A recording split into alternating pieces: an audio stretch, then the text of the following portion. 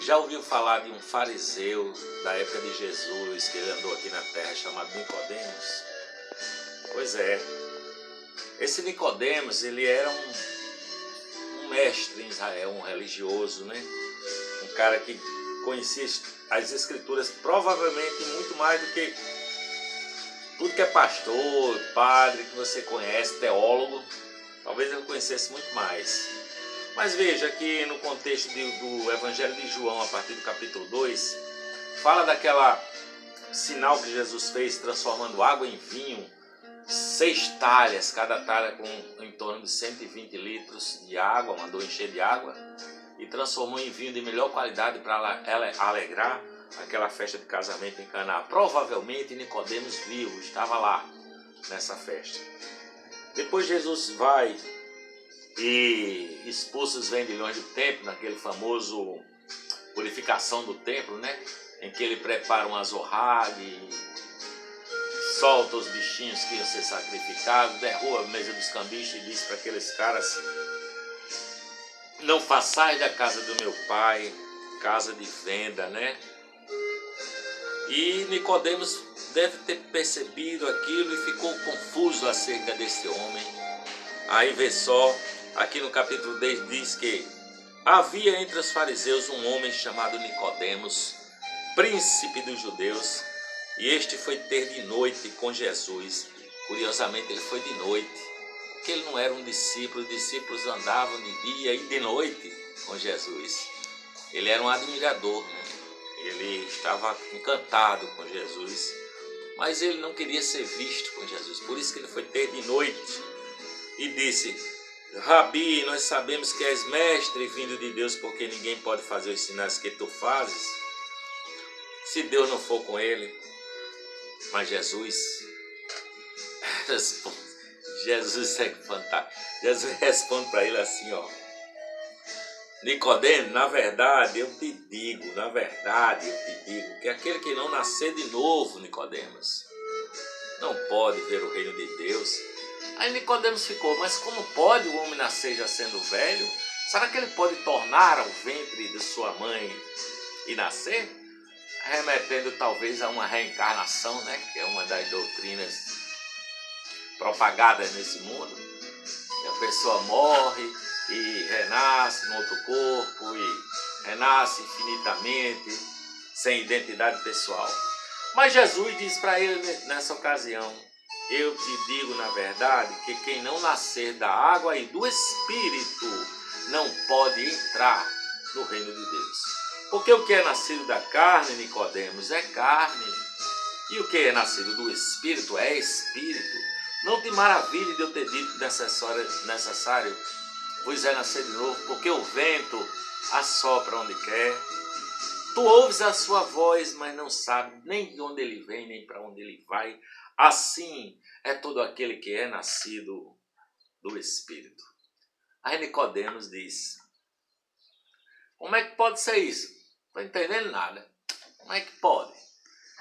E Jesus respondeu a Nicodemos e disse a ele assim: tu és mestre em Israel e não sabes disso?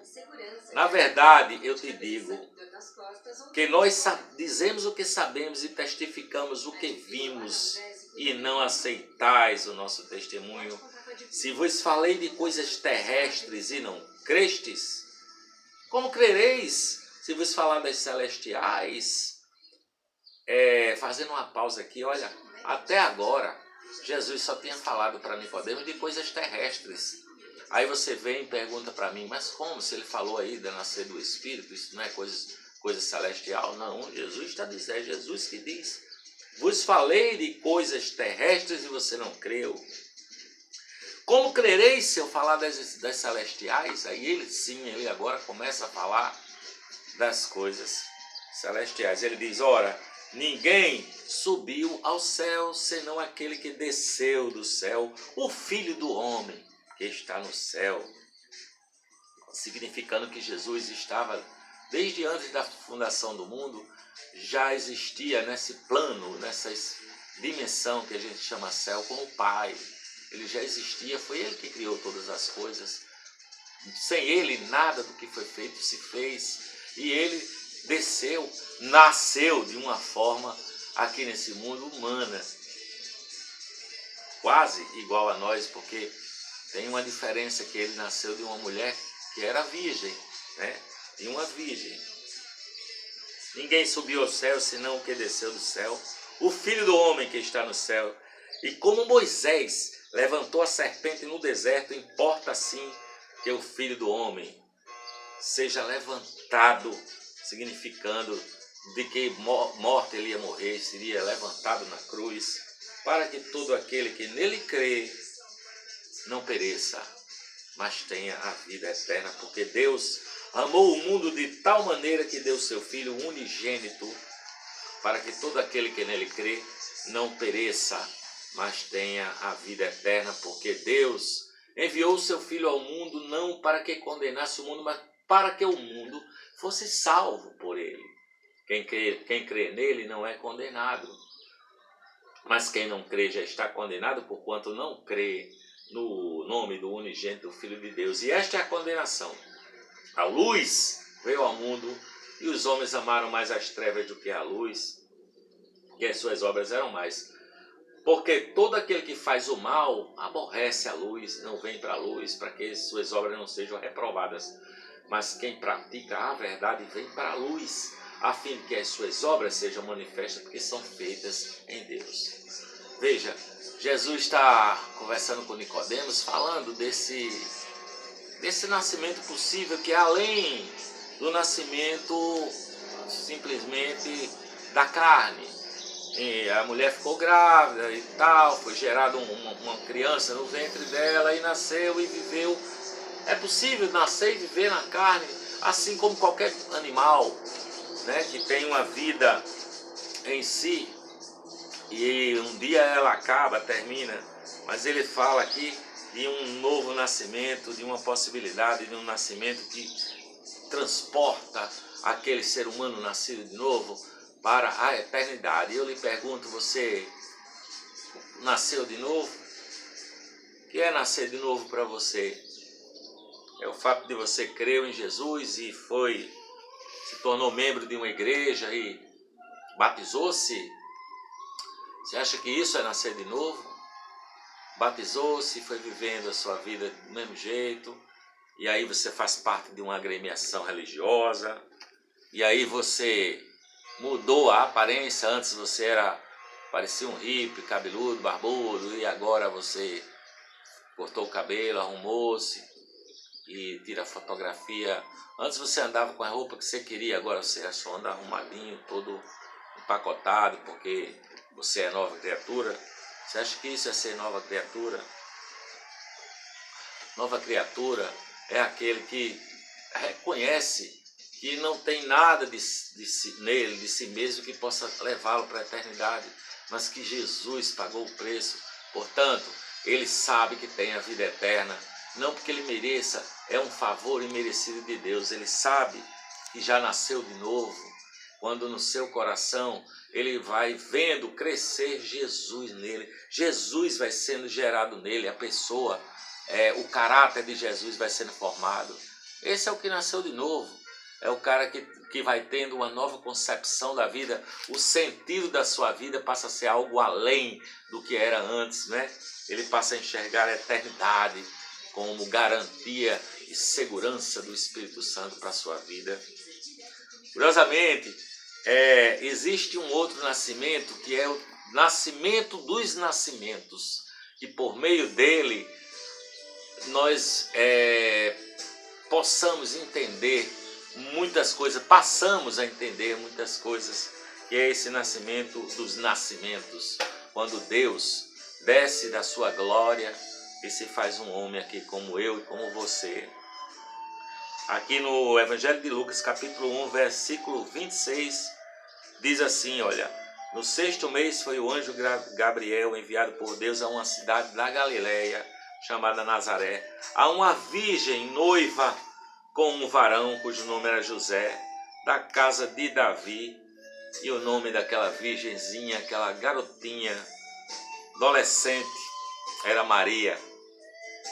O anjo entrou onde ela estava e disse: salve, agraciada, o Senhor é contigo, bendita és tu entre as mulheres.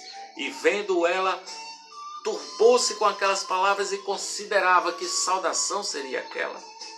Mas o anjo disse: Maria, não temas, porque tu achaste graça diante de Deus. E eis que em teu ventre conceberás e darás à luz um filho, e por-lhe-ás o nome de Jesus. Este será grande e será chamado Filho do Altíssimo, e o Senhor Deus lhe dará o trono de Davi seu pai, e ele reinará eternamente na casa de Jacó, e o seu reino não terá fim. E Maria disse ao anjo: como se fará isso? Eu não conheço varão. Maria está tendo a mesma indagação que Nicodemos, né? Nicodemos fala assim: como eu posso nascer já sendo velho? E Maria disse: como é que eu posso ter um filho se eu não conheço, nunca transei, eu nunca tive uma relação sexual, eu não conheço nenhum homem, não sei o que é isso até agora.